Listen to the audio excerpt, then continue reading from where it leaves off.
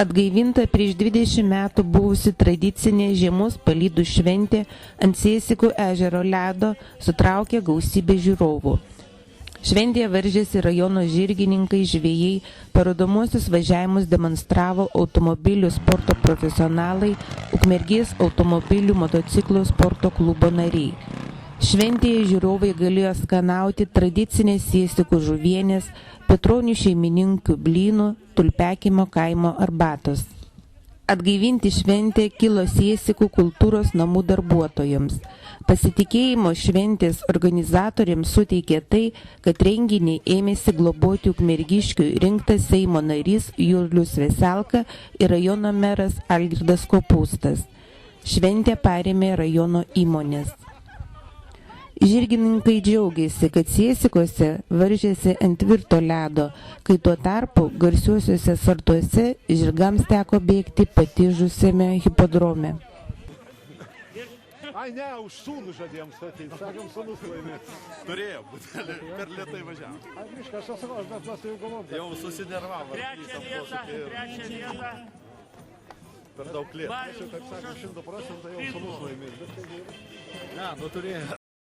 Žirgai ant ežero ledo bėgo 2 ratus po 800 metrų. Nors trasa buvo labai slidi, tačiau varžybomis žirgininkai liko patenkinti.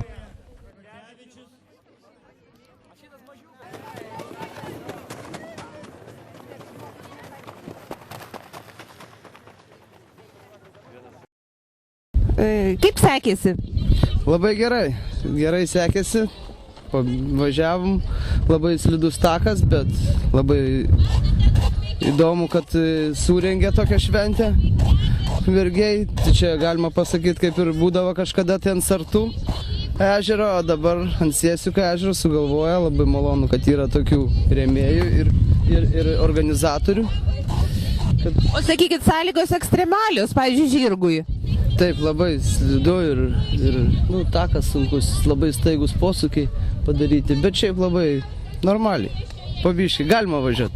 O rezultatas, kaip galvojat, tokiom sąlygom geras? Geras, labai geras. O kiek? Labai geras. Nežinau, apie 2,45 kažkur turėtų būti šiaip. Trasos ilgis yra 1,600 metrų, vieno rato ilgis yra 800 metrų, o visą distanciją važiuojam 1,600 metrų. Perednikas Vygimantas, Liuksus Imidž žirgas. 10 metų jis yra atvykęs iš Kanados, jis neseniai dar Lietuvoje, gal tik 2 metai turbūt Lietuvoje. Yra veislinis erželas, įrašytas veislių knygoje, yra greitas žirgas. Žirgų lenktynėse pasibaidžius žirgui buvo apgadinti kelinėje vietoje pastatyti automobiliai.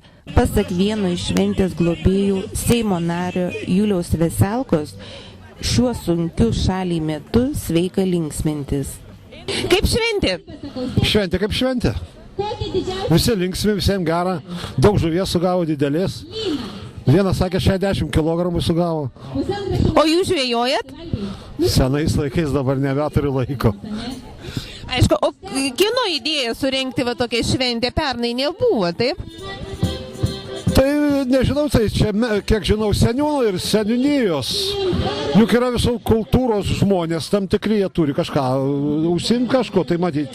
Ir gimė šitą atgaivinti. Tuo labiau žiema neblogai ir ledas yra storas, tai galbūt šitą idėją todėl atgaivinta yra.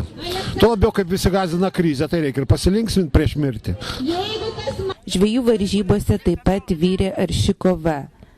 Aiškinantis nugalėtoje buvo skaičiuojamos sveriamos žuvis. Didžiausia pagauta žuvis svėrė 125 gramus, antroje vietoje likusiam žvejui pritrūko tik 5 gramų. 125. 125. A jo kiek buvo? 120. Miškinis, taip? Kiek štukų rašai? Tai galime sverti miškinę. Mano 10. Kur miškinė? Tavo? 20 vietelį. Jūsų didžiausia žuvis, taip? Nu, buvo, bet šiandien tik tai. O kiek sveria? 125. O pačią, nu vis tiek esat žvejys, kokią pačią didžiausią sugavot? Gal 6 kg lydeką. Šitame ežere? Jo. Tai čia buvo, žinokit, daug didelių žuvų. Man tai šitas. Taip. Ir visos didelės beveik. Didelio šventės žiūrovų susidomėjimo sulaukė uždarosios akcinės bendrovės Aljuva vadovo surengta pramoga.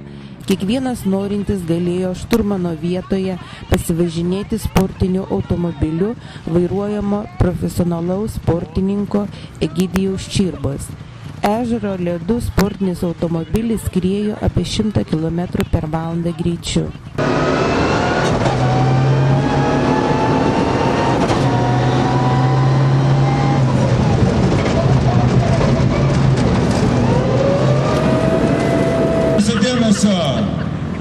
Yra pasiūlymas, kas pasiūlys didžiausią kainą, tas gaus teisę važiuoti.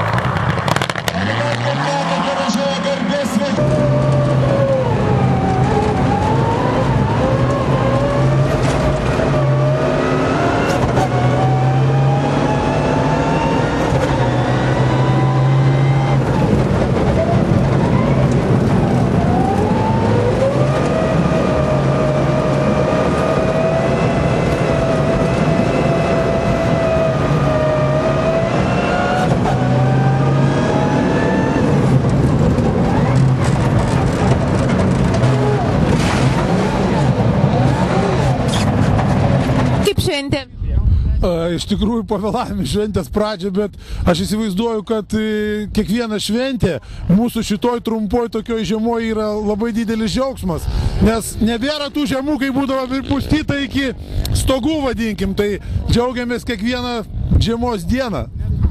Ką jūs, kokį vaidmenį, kažką darysit?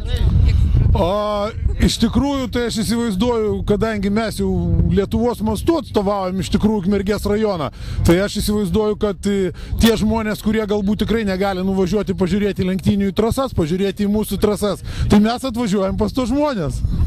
Tai gal kokį bandysit siekti rekordo ar ką nors? Ne, tiesiog pravažiuosim, bandysim tokių pusiau treniruočių, pusiau lenktyninių režimų, kad žmonės galėtų įsivaizduoti, kas tai yra automobilių sportas daugiau truputį, o va, šiuo metu, kiek aš girdėjau, yra organizuojamas aukcionas norintiem pravažiuoti šturmano vietoje, šturmano sėdynėje šalia piloto sportiniam automobilyje ir aukcione surinktos lėšos bus skirtos berods ar tai vaikų namam, ar dar kažkam rajono čia bedniau vadinkim gyvenantiem žmonėm. Vienu žodžiu, labdaros tikslais aukcionas bus.